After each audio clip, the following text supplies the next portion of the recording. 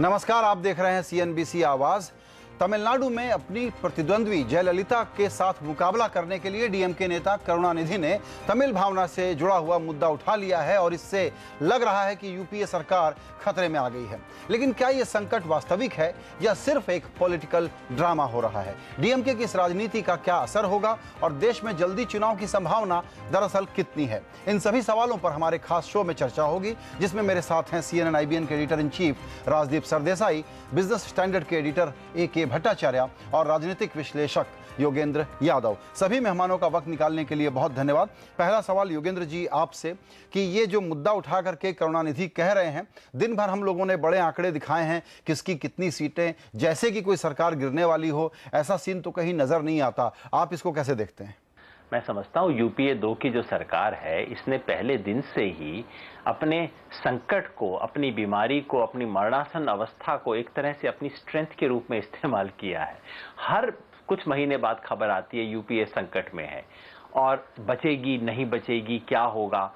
और ये पूछने के हम इतने आदी हो गए हैं कि हम असली सवाल पूछना भूल जाते हैं कि सरकार कर क्या रही है, लोगों से इसका रिश्ता क्या है, समाज अर्थव्यवस्था से रिश्ता क्या है।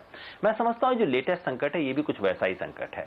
सरकार गिरने वाली नहीं है क्योंकि कई तमाम तरह की इसमें सेटिंग है। डीएमके ने कहने को वापस ले लिया है, हो सकता है चिट्ठी भी दे दे, लेकिन अब भी पिछला दरवाजा खोल के रखा है, कुछ ना कुछ सेटिंग होने की संभावना है। डीएमके नहीं भी करती तो समाजवादी पार्टी और बसपा ने तो खुल के कह ही दिया है कि वो सरकार के साथ हैं। और अगर इसके बाद भी कोई कमी रहती है तो इस लोकसभा में काफी सांसद हैं जो किसी भी हालत में चुनाव नहीं चाहते। तो सरकार मेरे ख्याल से गिरने वाली नहीं है।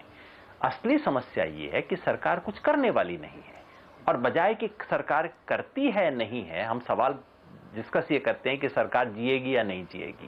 मैं समझता हूं कुछ वैसा ही खेल जो 3 बार पहले हो चुका है, कुछ वैसा ही इस बार फिर हो रहा है। बिल्कुल। राजदीप, आप क्या समझते हैं कि डीएमके ने एक बड़ा पुराना स्टीरियोटिपिकल तरीका निकाला है कि जयललिता के मुकाबले में थोड़ा पॉलिटिकल पोस्चरिंग करके वहां माहौल बनाने की कोशिश करें, इसको कुछ रिजोनेंस मिल भी रहा है क्या? क्योंकि श्री चो रामास्वामी कह रहे हैं कि ये तमिलों के चैंपियन बनने चले हैं, इसका कोई असर नहीं है वहां।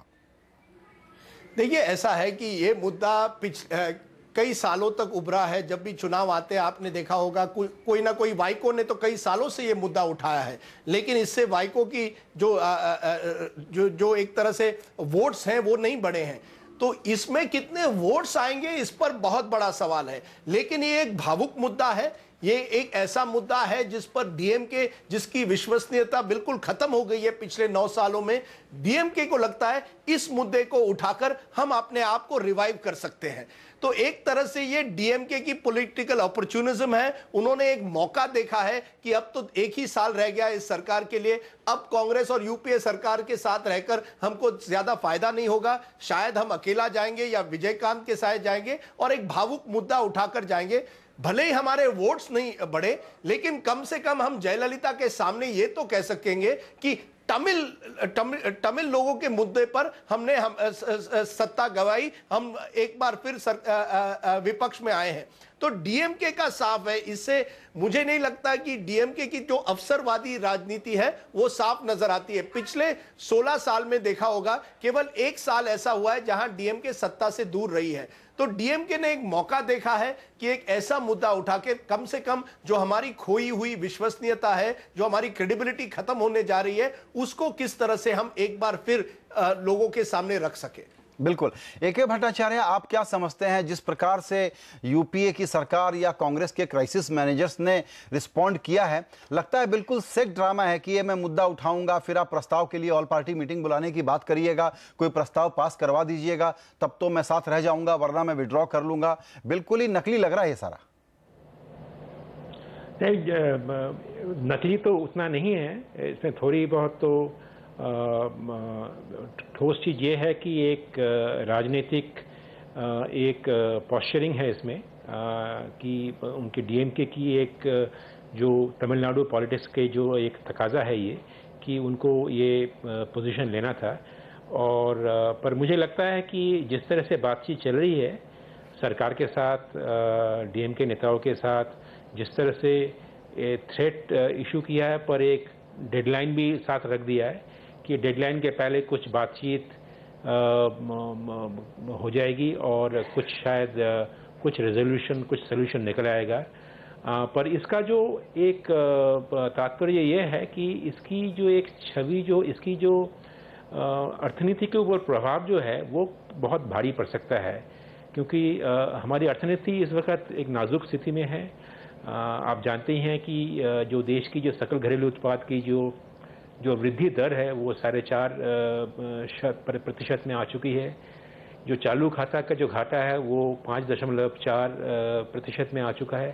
तो मुझे लगता है कि इस वक्त एक ये राजनीतिक जो दुर्बलता सरकार के पास आ पहुंची है, उससे सरकार की जो निर्णय लेने की क्षमता में काफ़ी बाधा पहुंचेगी और हानि होगी। तो ये लगता है मुझे इस घटना का सबसे बड़ा दुखद और सबसे ज़्यादा प्रभावशाली प्रकोप रहेगा।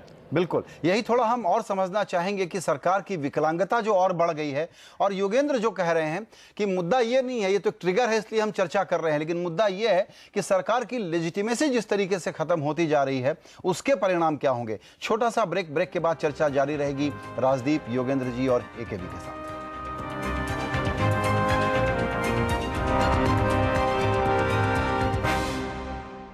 सीएनबीसी आवाज पर चर्चा हो रही है कि डीएमके ने जो एक राजनीतिक सो कॉल्ड राजनीतिक तूफान खड़ा करने की कोशिश की है, उसको हमने नाम दिया है संकट का ड्रामा है ये। राजदीप, आपसे ये समझना चाहेंगे कि अब 1 साल का वक्त है चुनाव का, सब लोग अपनी अपनी पोस्चरिंग करेंगे, ऐसे में यूपीए और कांग्रेस किस तरीके से सिचुएशन पर रिस्पॉन्ड कर रही है। हम लोग कहते हैं कि यूपीए कंपैटिबल एलाइज की संख्या अल्टीमेटली ज्यादा होगी। आपको लगता नहीं कि उसके पहले, चुनाव के पहले बहुत सारे ऐसे एलाइज कांग्रेस के लिए इतनी मुसीबत खड़ी कर देंगे कि कांग्रेस बहुत ही कमजोर परिस्थिति में चुनाव में जा रही होगी? बिल्कुल, और सवाल यह है कि कांग्रेस के सामने लक्ष्य क्या है। इस समय एक ही लक्ष्य लगता है कि किसी भी तरह 5 साल चला लो।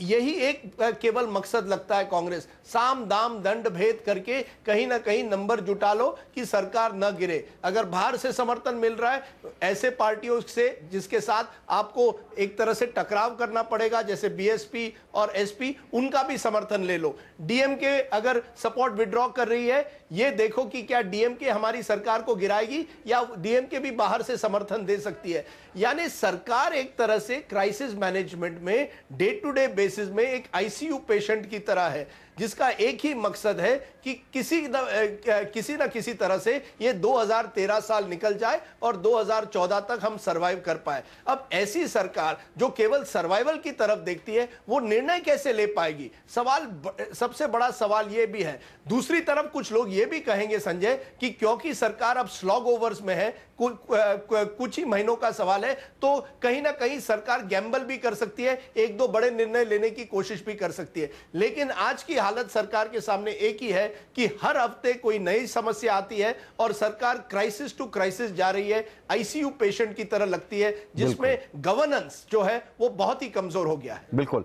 योगेंद्र जी, आप इस बात से सहमत हैं कि कांग्रेस कोई एक ऐसा मुद्दा ढूंढ रही होगी जिसको कि लेकर के वो चुनाव में जाने के लिए थोड़ा जल्दी वक्त के पहले चुनाव करा ले? क्योंकि पूरा देश तो प्रार्थना कर रहा है भैया चुनाव जल्दी करवाओ, लेकिन ये बात भी सही है कि चूंकि हालत बहुत खराब है तो कांग्रेस आखिरी दिन तक सत्ता में बने रहना चाहेगी। राजदीप का ये जो असेसमेंट है कि शायद चुनाव पहले कराने के लिए कोई एक तलाश हो रही हो किसी फार्मूले की, आप सहमत हैं इससे?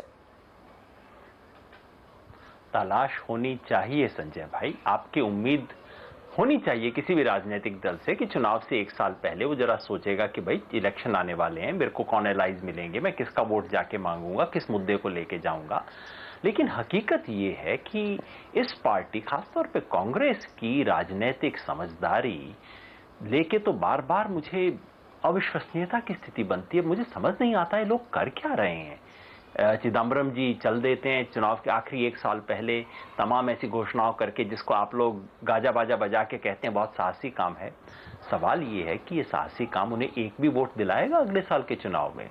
किसी भी पार्टी से आप अपेक्षा करते हैं कि वो सोचेगा कि मैं ऐसी कौन सी नीतियां लाऊं। कम से कम यूपीए 1 के पास कहने को नरेगा था, कहने को 1-2 चीजें थी जो उन्होंने की थी। यूपीए 2 आज 4था साल है।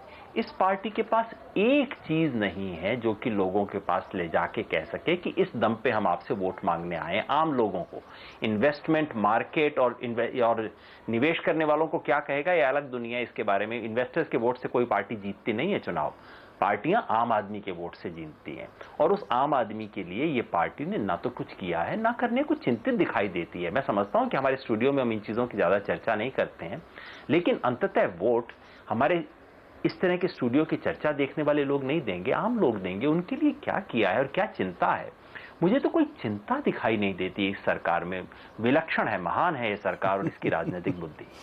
बिल्कुल।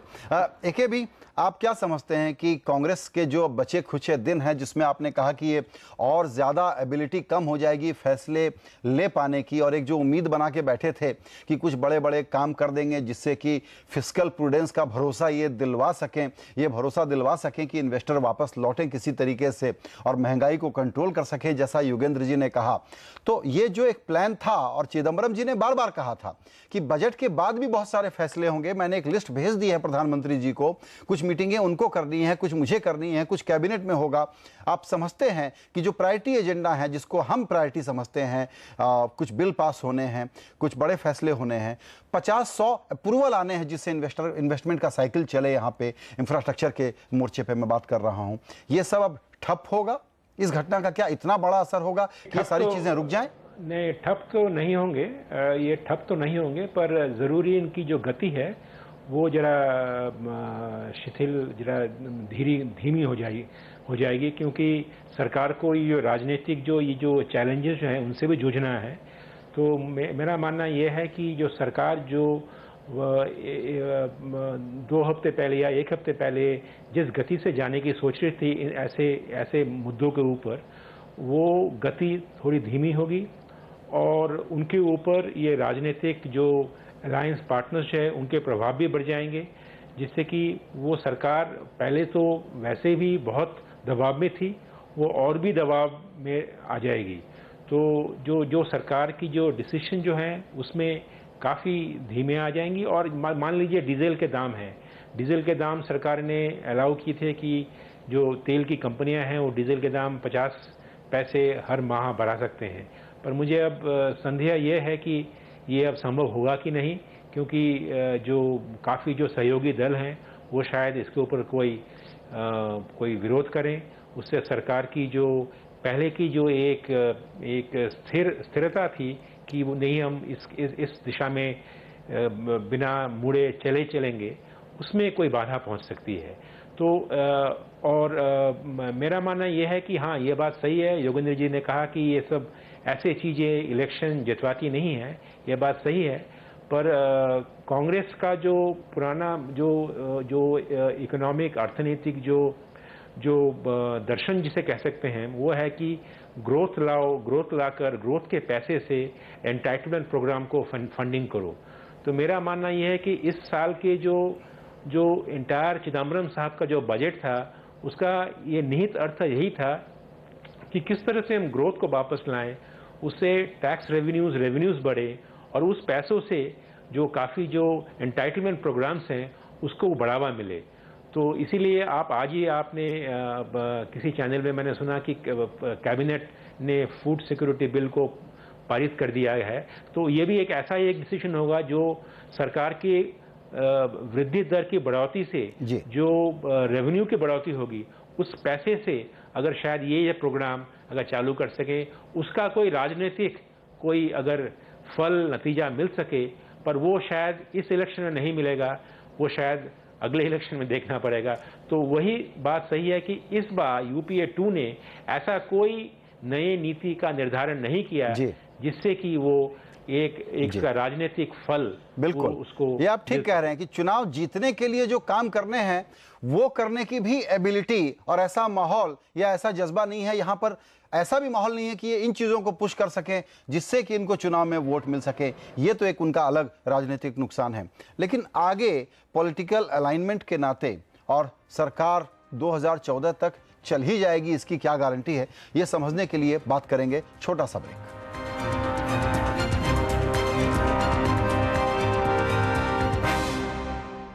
सीएनबीसी आवाज पर चर्चा हो रही है ताजा राजनीतिक संकट या उसका जो ड्रामा खड़ा हुआ है। राजदीप, आपसे एक बिग पिक्चर समझना चाहेंगे कि ये इनके साथ सहयोगी पार्टी के तौर पर हैं डीएमके वाले, लेकिन अब धमकी दे रहे हैं, सामने चुनाव है।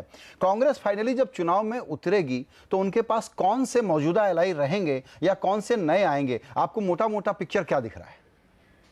देखिए, मुझे लगता है कि कांग्रेस एक तरह से इस चुनाव में चाहेगी कि अगर डीएमके जाए भी तो कोई नए एलायंस आए। अभी भी कांग्रेस कोशिश करेगी कि कहीं ना कहीं जगन रेड्डी के साथ कुछ ना कुछ समझौता हो पाए आंध्र प्रदेश, भले ही चुनाव के बाद हो। कांग्रेस चाहेगी शायद नीतीश कुमार के साथ कुछ ना कुछ समझौता हो पाए। देखिए, जो अगला चुनाव है वो लड़ाई होगी जिस कौन से अलायंस के पास सबसे ज्यादा एमपीज आते हैं। ये किसी कांग्रेस वर्सेस बीजेपी लड़ाई नहीं है, क्योंकि जो क्षेत्रीय पार्टी है, जो रीजनल पार्टीज है, असली ताकत उनके हाथों में है। यानी कि कांग्रेस को कहीं ना कहीं ऐसी पार्टियों के साथ जुड़ना पड़ेगा जिनकी रीजनल ताकत है। और मुझे लगता है इस समय कांग्रेस के पास ज्यादा ऑप्शंस नहीं है, लेकिन फिर भी कांग्रेस कोशिश करेगी साम दाम दंड भेद लेकर कि कहीं ना कहीं जगन रेड्डी हो या नीतीश कुमार हो, ऐसे लोगों के साथ क्या हम कुछ समझौता कर सकते हैं।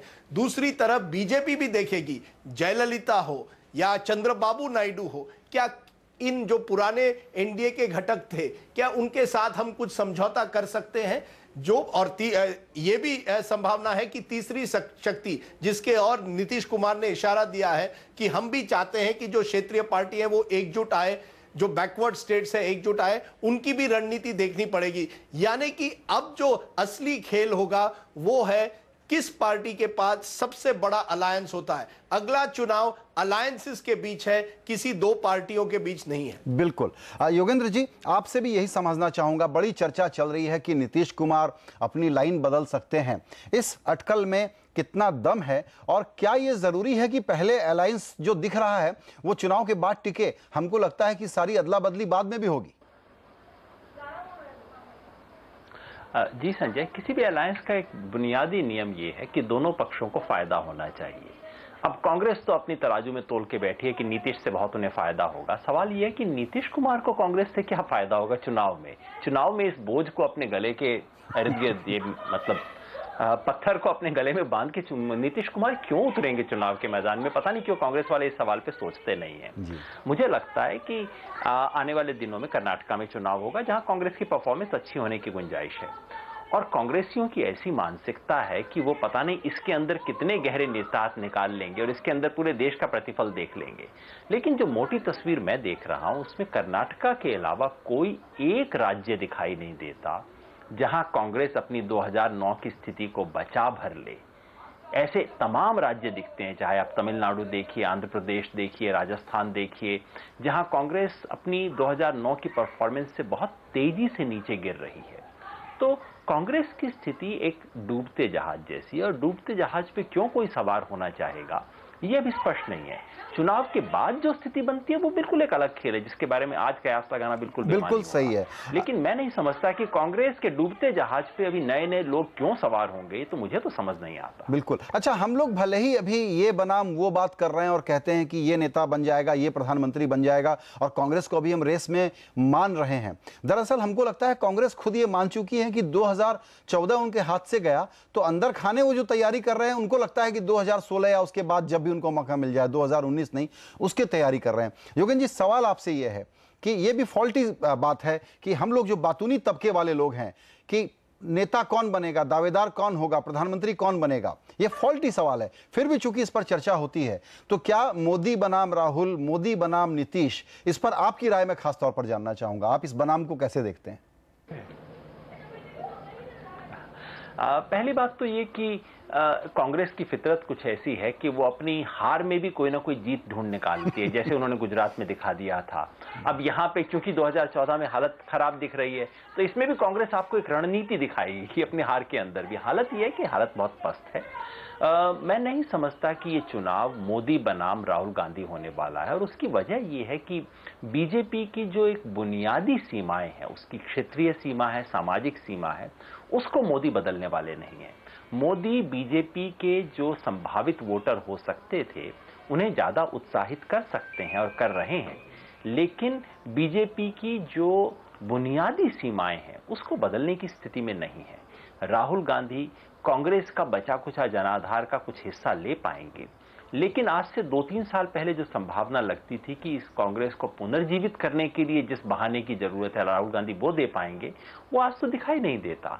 तो ऐसी स्थिति में चुनाव हम मीडिया में बैठे हुए, इन स्टूडियो में बैठे हुए मोदी बनाम राहुल गांधी जरूर बना देंगे, क्योंकि हमें कुछ ना कुछ मसाला चाहिए होता है, तस्वीरें चाहिए होती हैं, लेकिन इस देश की आम जनता मोदी बनाम राहुल गांधी चुनाव इसको नहीं बनाएगी, और ऐसा होगा तो बहुत दुर्भाग्य होगा देश का। बिल्कुल। वक्त की कमी है, इसलिए एक भी मैं आपसे और बातें करना चाह रहा था, लेकिन प्रोड्यूसर हमको बिल्कुल मना कर रहे हैं, यहीं इजाजत लेनी होगी। योगेंद्र जी, राजदीप और एक भी, आप सबों का बहुत धन्यवाद।